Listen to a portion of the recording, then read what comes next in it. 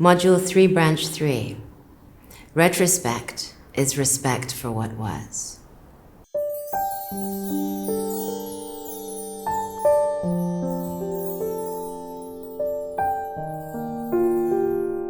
By measuring the beauty of what was, I can reframe it into seeing it from a different eye.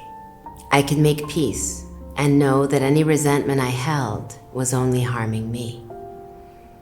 If I care about me, I will help myself to heal. I will not hold on to old resentments for no good reason. There's no point. I can celebrate every crossroad on my journey because that's what's made me the person I am today. We all create many conclusions in our mind. The romantic story that turns into a saga and a drama. And we play these stories in our minds over and over again and decide to feel woe is me rather than look at how we can correct it. So many couples I've worked with, if I just make them reflect back to why they started their relationship and how their relationship began, and they remember the happy memories, they're able to change the I they give to the other person. In a corporate, a boss who hires an employee, the reason he employed him and the hopes he had for him, once remembered, can reframe the situation that's causing anguish today. There's an appreciation that comes into play that's been mostly forgotten, foolishly forgotten. We all make decisions and we all add value where we want to, when we want to.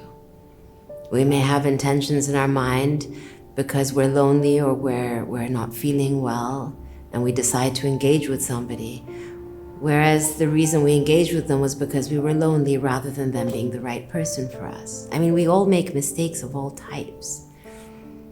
Can we actually look at it from the eye of when we first took a decision to today where we sit, remembering the person we were then and the person we've become? Can we find that balance of measuring a distance between all the elements of all the things that have happened in between and the why? Do we change perspective the minute we have something we thought we wanted? Buying something new. You wear it for 2 days or 1 day and you forget about it. It doesn't become new anymore. Are we the same in handling our relationships? Have we boxed something, ribboned it, and put it on a shelf and concluded what it means? And we're keeping the same impressions? Or are we giving it space to breathe, to take a different impression? Because we've changed too since then. What are the truths of who we were then, who the other person evolved into being, and who we are today? What does that journey look like? How do you measure it? Are you giving it grace? Can you give it more grace? You know, we attract whatever we are at each stage of our journey. You will notice that people enter your life and exit your life at different periods of your life. Because your energies are different, you will attract what you is similar to you. What are you attracting today? And are you asking yourself the why? If you want something that's no longer in your world, or you're punishing something that's no longer in your world, is it worthy? Appreciating what we attract means, again, looking back at ourselves, the eye of the deeper eye, into self-accountability. And if I want to attract something differently, don't I have to change something in my energy about it? We get what we deserve. We can deem to decide what we deserve and invite it by doing the search within. If we evolve differently and we want to assign blame, it doesn't change our outlook. It doesn't help it. It doesn't improve it. It only takes it into a spiral of negativity. If we seek solace and we decide to forgive, we can invite a whole new story into our well-being, into our person, into our lives, and create something a lot more evolved, a lot more wise. We can reframe our past with wisdom and insight and decide that we want to change it into whatever we want it to be. And we can do that with grace and humility. Do you have the humility to be able to do that? Do you believe it? The funny thing is that when we're cruel and mean to another human being, the only person we end up hating is ourselves. A lot of times we punish people, we don't like ourselves for doing it, and we think it's beyond us that we can't avoid it, but it's not true. The key is to behave in the way that you would love yourself. And any good behavior invites good feeling. Bad behavior invites bad feeling. So by doing something cruel, you hate yourself for it, you're angry with yourself. What outcome do you have? A bad feeling, blaming outward. What happens inside of you?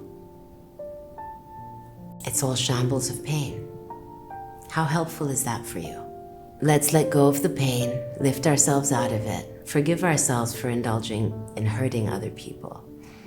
Let's start liking ourselves again. And after liking ourselves, then we can go and talk to the person who hurt us and say, you know what, I understand you. I forgive you. And I'm sorry I acted badly. I was in pain. It happens. Please forgive me. It won't happen again. What can I do to make it up to you? You know, the possibilities are vast if we allow them. How's your ego doing now? Do you feel like staying in your ego? Do you want to keep it some more? For what value? What will you gain? You'll be the loser at the end of it. You are not your story, and your story is not you. You have every wholesome piece inside of you to rebuild, reframe, restructure, and re-engage. You have all the reasons to make everything right. Why keep pain and loss? Why inflict outcomes on other people that they don't deserve? It's not fair. We can agree to disagree, or we can use our differences as complementary and our similarities as strength to rebuild a foundation, a relationship with respect, with boundaries. There is no reason in this fragile life of ours to maintain a bad feeling or a bad relationship with anyone, whatever they've done. It is worthy to make peace and allow the journey to complete itself peacefully. There's no point holding resentment anymore. Let it go. We're reaching the end of branch 3 of module 3, so we're halfway through the program. You know, your life is defined by you and no one else but you. We cannot cry for what we create. We have to validate our journey so far, take a step back, look at what we want to build, and instead of blaming and feeling resentful, know that we create whatever we want to.